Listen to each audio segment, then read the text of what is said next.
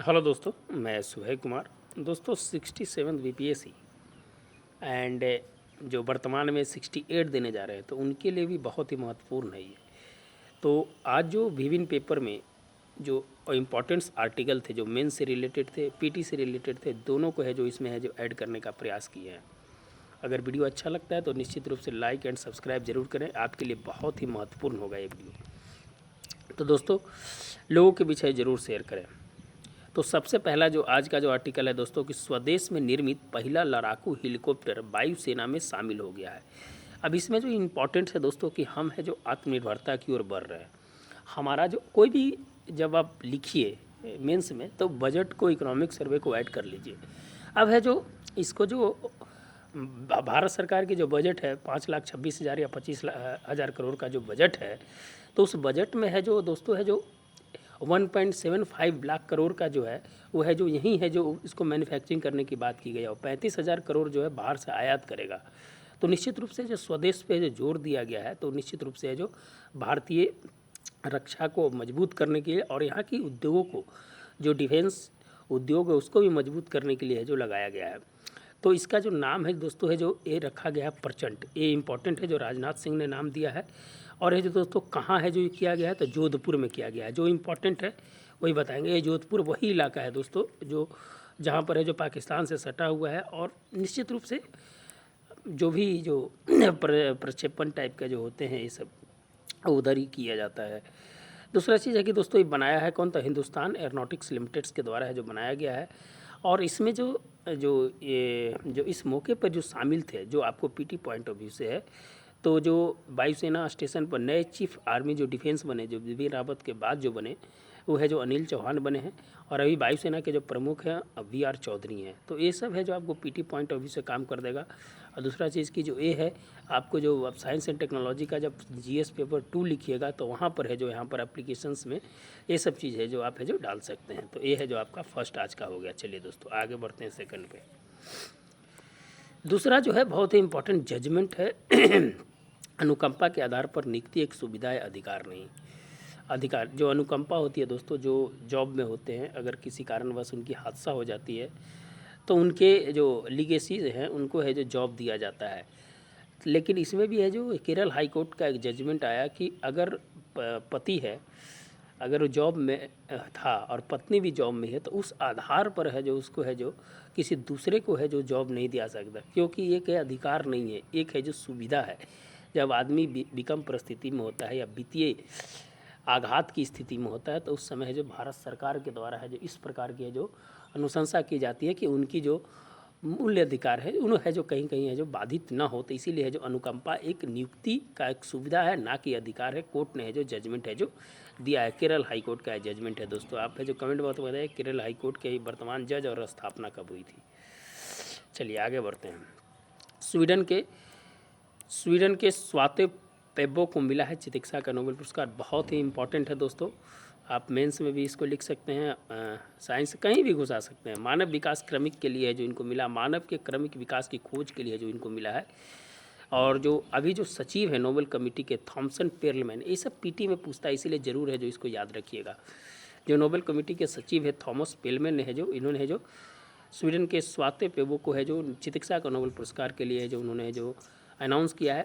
और इसमें जो इम्पॉर्टेंट है कि जो मानव का क्रमिक विकास है, उन्होंने बताया कि आधुनिक मानव और हमारी जो करीबी जो विलुप्तप्राय प्रजाति जो नियंत्रटल और डेनिस सोबस जो था वो है जो उसके जो जीनोम की जब तुलना किया गया है तो उसमें शोध का नेतृत्व के लिए जिन्होंने जो कुछ नए चीज़ें जो उसमें जो बताया है, कहा गया है कि जो होमिनोन जीनोम था जो अपना जो जीन था वो है जो होमोसिपियंस में है जो ट्रांसफ़र हुआ था, वो है जो इसी चीज़ के लिए है जो दोस्तों है जो इनको है जो स्वीडन के है जो स्वाते पेबो को है जो चिकित्सा का है जो नोबेल पुरस्कार है जो मिला है। तो इसको सभी जगह यूज कर सकते हैं। चलिए इंफ्रास्ट्रक्चर, देश के विकास, बिहार के विकास के लिए गाजीपुर और बलिया से बिहार सीमा तक बनेंगे 4 लेन हाईवे। कनेक्टिविटी बढ़ेगी दोस्तों तो निश्चित रूप से है जो उद्योग बढ़ेंगे, उद्योग बढ़ेगा तो आपके यहाँ रोजगार बढ़ेगा, रोजगार बनेगा तो मानव विकास होगा, मानव विकास बढ़ेगा तो रहन सहन बढ़ेगी, रहन सहन बढ़ेगी तो निवेश बढ़ेगा, बचत बढ़ेगा, सब चीज़ बढ़ेगा। एक लाइन में है जो टोटल इसका हमें जो सार बता दिए, इंफ्रास्ट्रक्चर बढ़ाना बहुत ज़रूरी है। चलिए दोस्तों आगे है, रेवरिया राज्य की वित्तीय सेहत के लिए आत्मघाती है। जो रेवरिया जो आप सुन रहे हैं दोस्तों, इसके लिए एक कमेटी भी बनी है। इस पे सुप्रीम कोर्ट का भी है जो वक्तव्य आया है, और अन्य जो अनिल उपाध्याय हैं, अश्विनी उपाध्याय जो बीजेपी के हैं, उन्होंने है जो एक PIL दायर किया था कि जो आज रेवरिया हैं वो है जो कहीं ना कहीं राज्य के लिए आत्मघाती साबित हो रही है। तो इसके लिए है जो कुछ सुझाव भी दिए गए हैं, और निर्वाचन आयोग ये सब मिलकर है जो इस पे है जो वक्तव्य है जो विचार किया है। इसमें जो मेनली चीज़ है कि दोस्तों, अगर मान लीजिए कि अब इस किस कैटेगरी में इसको बांटा जाए, कि अगर हम बिजली, पानी या शिक्षा अगर दे रहे हैं तो रेवरिया हैं, तो इसको कैटेगरी में बांटना एक बहुत बड़ी मुश्किल चीज़ है। कि भारत एक जन कल्याणकारी राज्य है, और इस जन कल्याणकारी राज्य में हम इस तरह के वाइफर्गिट करने के लिए है जो हमें है जो एक समिति के अनुशंसा के आधार पर है जो इसको है जो बांटना पड़ेगा। तो उसके लिए जो कमेटी एक बनी है दोस्तों, उसकी कमेटी का भी रिपोर्ट्स नहीं आया है, लेकिन इसमें कुछ सुझाव दिया गया है कि कुल GDP का 1% है जो आप है जो रेवरिया है जो बांट सकते हैं। अभी है जो कुछ दिन पहले एक आर्टिकल है, तो NPS जो नेशनल पेंशन सिस्टम से पुराना पेंशन सिस्टम पर जो बढ़ रहा है दोस्तों, उसमें है जो बिहार सरकार या किसी सरकार की आय जो है सबसे ज़्यादा है जो वहाँ के कर्मचारियों पर खर्च होती है। अगर ये पुरानी पेंशन सिस्टम अगर ले आते हैं, वो भी है जो मुफ्त की रेवरी के रूप में जो बोला जाता है, 1972 का जो पेंशन था उसको है जो चेंज करके 2004 में जो उसको NPS लाया गया था। इससे है जो सरकार की आर्थिक स्थिति है जो कहीं ना कहीं जो बढ़ी थी। 2004 के बाद जो सरकार आई, UPO 1 और UPO 2 ने अपना है जो अच्छा परफॉर्मेंस किया, और उस समय जो हमारी मंदी से भी निकलने में मदद की। तो अगर इस तरह की वापस अगर आते हैं, तो निश्चित रूप से जो सरकार के जो राज्य सरकार उसके ऊपर है जो बोझ बढ़ेगा। जैसे छत्तीसगढ़, राजस्थान और झारखंड ने अपने पुराने पेंशन सिस्टम के ऊपर है जो अपना है जो वक्तव्य दे दिया, लेकिन धीरे धीरे ये राज्य धीरे धीरे बढ़ते चले जाएंगे। तो आने वाला समय में ये रेवरिया के रूप में जैसे गिनती किया गया, और राजस्थान राजनीति के एक चम्मच के रूप में जैसे देखा जाएगा, और निश्चित रूप से जो सेहत है जो खराब होगी, और कल्याणकारी योजनाओं पर इसका है जो बुरा प्रभाव पड़ेगा। इसका सार है जो दोस्तों यही है। इसके लिए जो कमेटी बनी है, जजमेंट बना है, उसको है जो लिख दीजिएगा, और ये थोड़ा सा है जो आप है जो इस सब चीज़ को है जो वर्तमान की जो SBI जो इंडेक्स जारी किया है इसके लेकर, उस पर है जो आप है जो बात कर सकते हैं। आगे है दोस्तों, आगे इम्पोर्टेंट क्या है, हाँ, कि दोस्तों बिहार सरकार जो क्या करती है कि डीजल पे अनुदान देती है। क्या देती है? डीजल पर अनुदान देती है। तो उस पर जो कहीं अगर आपको लिखना हो तो एक किसान को 2250 रुपया जो 1 एकड़ में मिलता है, माने एक सिंचाई का अगर 3 बार होता है तो 750 रुपया के हिसाब से 3 बार उसको मिलता है 2250 रुपये। और जानते हैं बिहार सरकार 2024 तक है जो डीजल से कृषि को मुक्त रखने का भी है जो प्रावधान रखा है। तो इसका सार है जो यही है। आप है जो विशेष अगर आप जानकारी होगी तो आप ज़्यादा पुरानी पेंशन के बारे में जो दोस्तों है जो हमने बता दिया, इसके बारे में क्या था जो इम्पोर्टेंट था, उसको यही चीज़ है जो इसमें जो पूरा लिखा हुआ है, इसका सार जो है वही है जो हमने है जो आपको अभी है जो बताया था। देश विरोधी विमर्श से लड़ने की चुनौतियाँ, ये है जो एक अच्छा है आर्टिकल है जो दोस्तों की इसमें है जो इम्पोर्टेंट जो बात कही गई है जो आपको इसमें जो 3 ऐसे एक्ट हैं।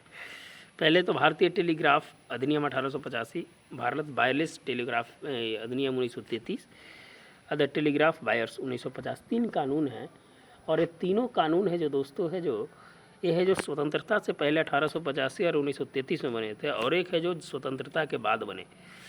तो अगर इसमें GDP की बात किया जाए तो 8% है जो GDP है जो इसमें है जो काम करती है। और पूरा जो अभी है जो दूरसंचार उद्योग है 117 करोड़ का है जो दूरसंचार उद्योग है। तो एक बहुत बड़ी है जो इंटरनेट मीडिया का जो भारत का जो है संचार उद्योग बहुत बड़ा है। लेकिन अब इस पे है जो शिकंजा कसने की तैयारी में भारत सरकार लगी है। ये कह रही है कि कुछ ऐसे हैं जो आपका व्हाट्सअप हो गया, OTT हो गया, ये सब चीज़ को भी है जो आप है जो इसके दायरे में लाइए, OTT के दायरे में लाइए। अब ये सब है जो अपनी है जो मनमानी करते हैं, अपने जो भारत के खिलाफ भ्रामक है जो खबरें फैलाते हैं, ये सब चीज़ से है जो दोस्तों कहीं ना कहीं है जो भारत सरकार ने है जो इस पर है जो शिकंजा कसने की तैयारी में है। आप देखे होंगे दोस्तों 2021 में 3 बड़ी घटनाएं हुई थी। चीनी ऐप पर है जो प्रतिबंध लगाया गया था, ट्विटर फेसबुक के मनमानी पर है जो रोक लगाया गया था, नए IT एक्ट है जो लाए गए थे। लेकिन कुछ कारण से है जो दोस्तों जो अभी डिजिटल एक्ट को है जो सरकार ने वापस ले लिया है। 81 संशोधन है जो किए गए थे। जब वो जनरल संयुक्त कमेटी के पास गया था तो वो है जो 81 संशोधन किया, तो वो सरकार ने उस बिल को वापस लिया और फिर से इंट्रोड्यूस करने का है जो उन्होंने जो फैसला लिया है। IT एक्ट 2000 में भी कुछ संशोधन है जो करने की बात है जो की गई है। तो इसका जो है जो कहीं ना कहीं है जो इसका इफेक्ट है जो भारत के बाहर भी है जो पड़ता है। तो सरकार का कहना है कि इसके जो पैरेलल है जो हम अपना एक ऐसा बनाएंगे जो अंतर्राष्ट्रीय स्तर पर उसको टक्कर दे सके। जितने भी ये जो एजेंसियां जो काम, डेमोक्रेसी इंडेक्स है, स्वतंत्रता इंडेक्स है, वो जो कहीं ना कहीं है जो भारत को है जो नीचा दिखाने में रहता है। डेमोक्रेसी इंडेक्स में 46 है, जो 53 देशों के साथ है जो 203 लोकतंत्र में है जो गिना जाता है। फिर है जो अगर आप बात करें दोस्तों स्वतंत्रता में भी वही हाल है। प्रेस में 150 के आसपास है जो इंडेक्स दिया। तो ये सब चीज़ें जो कहीं ना कहीं है जो भारत को है जो ये सब नीचा दिखाने में ही लगा रहता है। तो ये है जो इससे लड़ने के लिए सरकार है जो अपनी एक नई नीति है जो बना रही है। चलिए, बहुत अच्छा बात है, आगे बढ़िए। देश को बिहार मॉडल दें, वही है दोस्तों की जो संरचना है उसको, संरचना का विकास कैसे किया जाए। अगर बिहार को विशेष राज्य का दर्जा भी दे दिया जाता, क्या गारंटी है कि बिहार है जो एक विकसित राज्य बन जाएगा। इसीलिए जो एक सरकार जब 5 वर्ष बनती है तो आधा अपने सरकार को बचाने में और आधा दिन केंद्र को कोसने में जो लगा रहता है। तो इससे है जो हमें टीका टिप्पणी से जो बाहर आना है। राजनीति को स्वतंत्र एवं स्वच्छ एवं सुंदर बनाने के लिए है जो दोस्तों है जो राजनीतिक जो करण है, जो राजनीति में सम्मिलित लोग हैं, उनको भी है जो अपनी है जो इस प्रतिबद्धता को निभाना होगा, ताकि जो राज्य के विकास से हमेशा पिछड़ा राज करने से नहीं चलेगा। इस पे जो कहीं ना कहीं जो काम करने की ज़रूरत होगी। भारत फिनटेक के इतिहास का सबसे बड़ा अधिग्रहण सौदा रद्द हो गया है दोस्तों, जो बिल्डेक्स के था, जो 38,400 करोड़ रुपया का यह सौदा था। वो है जो फिनटेक कंपनी है, वो है जो इसका सौदा है जो रद्द हो गया। प्राइस और बिल्डेक्स के बीच था ये। मैन्युफैक्चरिंग उद्योग में सेहत में सुधार। अभी वर्तमान में दोस्तों वैश्विक स्थिति जिस प्रकार से है जो स्थिति खराब है, उसमें भारत की अगर मैन्युफैक्चरिंग उद्योग के सेहत में सुधार है तो निश्चित रूप से कहा जा सकता है कि भारत की अर्थव्यवस्था है जो एक पटरी पे है। ये हम एज ए इसके अनुसार से बोल रहे हैं, वास्तविक स्थिति है उस पर जब आप टिप्पणी करेंगे तो हर सेक्टर को है जो उस पर एनालिसिस करने की ज़रूरत होगी। लेकिन जो परचेजिंग इंडेक्स जो है उसमें है जो सुधार होने के चलते है जो दोस्तों जो 15वां महीना है जो लगातार सुधार हुआ है 56.2 से तुलना से थोड़ा कम रहा है। तो इसमें जो मैन्युफैक्चरिंग उद्योग में कहीं ना कहीं सुधार है, निश्चित रूप से सुधार होने की ज़रूरत भी है।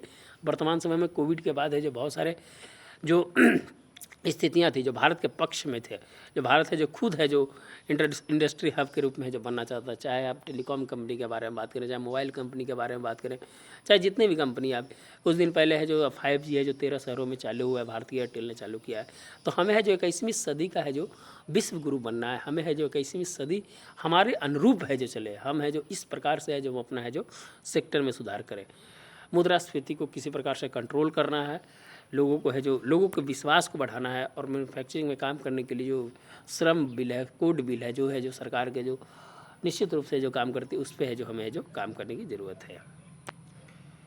आगे है पूर्वी लद्दाख में चीन के सामने संचार व्यवस्था मजबूत थी। संचार में वहाँ पर है जो BSNL ने अपना टावर खोला है कि वहाँ जल्दी से है जो सूचना को पहुँचाया जाए, ताकि है जो चीन ने वहाँ 5G पहले से लॉन्च कर दिया था, तो भारत को भी एक चुनौती थी, भारत ने भी है जो वहाँ लॉन्च कर दिया। वही दौलत बेग ओल्डी एक जगह है दोस्तों, जो यहाँ से भारत ने, ये दौलत बेग ओल्डी जगह है और यहीं पर है जो चाइना है जो इसके बनने के लिए है जो उस समय है जो गलवान घाटी में किया था, और भारत ने अपना सामरिक ही BRO बॉर्डर रोड ऑर्गेनाइजेशन के माध्यम से बनाया है दौलत बेग ओल्डी में, और यहाँ से डायरेक्ट लैंड कर जाएगा रोड के माध्यम से।